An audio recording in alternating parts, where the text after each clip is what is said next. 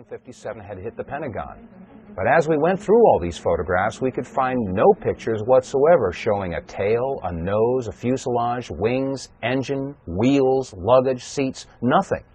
There were no photographs showing any recognizable wreckage from a 757. No tail, no fuselage, no wings, no wheels, no engines, no seats, no luggage, nothing on the outside of the Pentagon.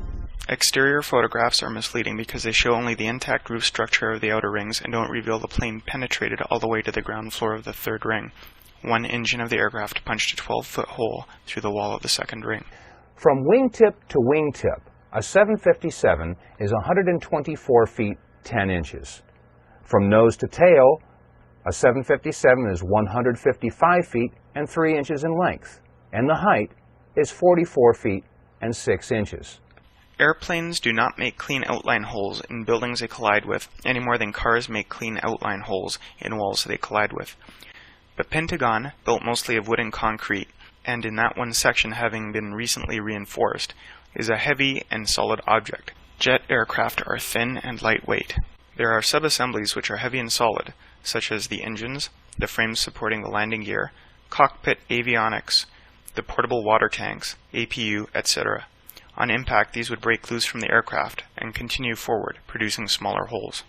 Is this the only security camera that was on at the Pentagon?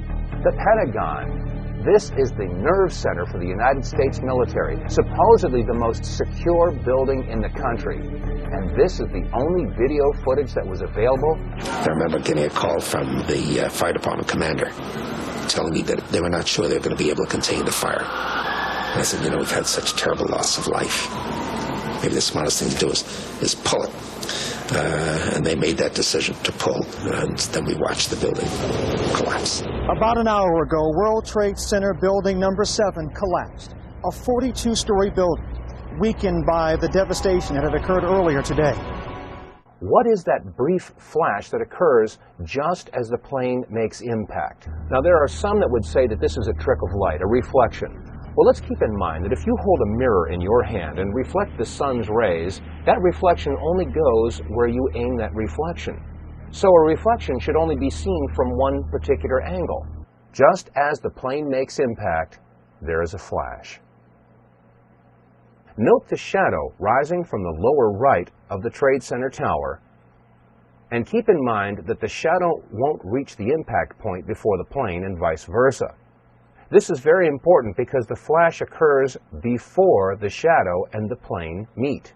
On the in-plain sight version of this footage, I believe the flash appears to come before impact due to too much image processing. The softening of the image makes the flash boundary compete with the shadow boundary, pushing the shadow boundary back until the flash disappears.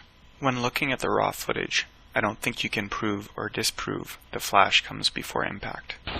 I was heading in northbound on 27, and the traffic this morning, it was, typical rush hour, had ground to a standstill, and I looked off, looked out my window, I saw this plane, a jet, American Airlines jet coming, and I thought, this doesn't add up, it's really low, and I saw it just went, it was like a cruise missile with wings, went right there and slammed right into the Pentagon.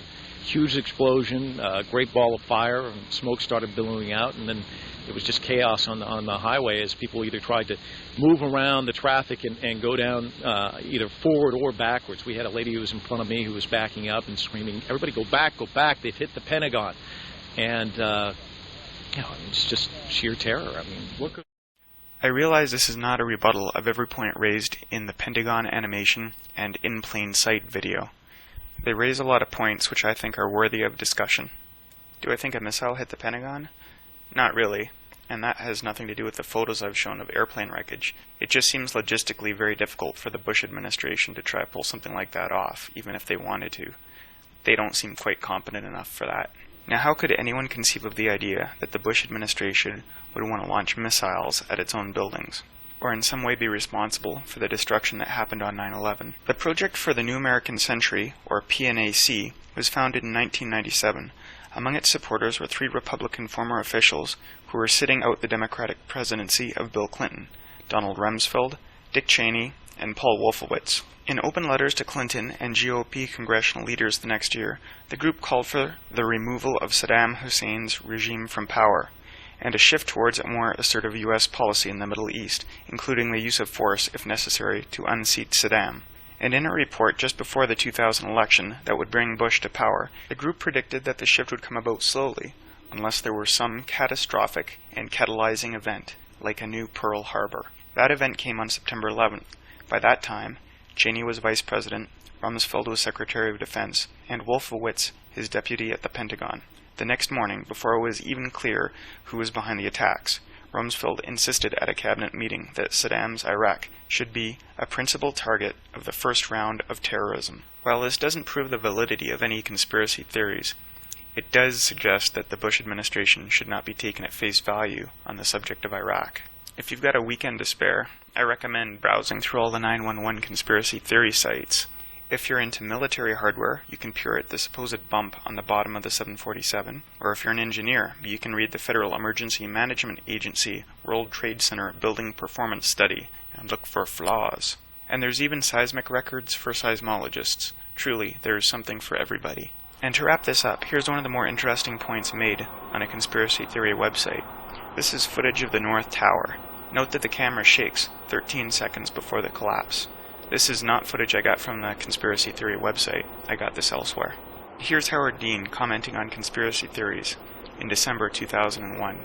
Note that the right-wing press misrepresented his remarks and vilified him for them. Once we get you in the White House, would you please make sure that there is a thorough investigation of 9/11 and that Yes. Stonewall? There is a report which the president is suppressing evidence for, which is a thorough investigation of 9/11. Why do you think he's suppressing that report? I don't know. There are many theories about it. The most interesting theory that I've heard so far, which is nothing more than a theory, I can't be proved, is that he was warned ahead of time by the Saudis. Now, who knows what the real situation is? But the trouble is, by suppressing that kind of information, you lead to those kinds of theories, whether they have any truth to them or not, and eventually they get repeated as fact. So I think the president's taking a great risk by suppressing the key information that needs to go to the Kane Commission.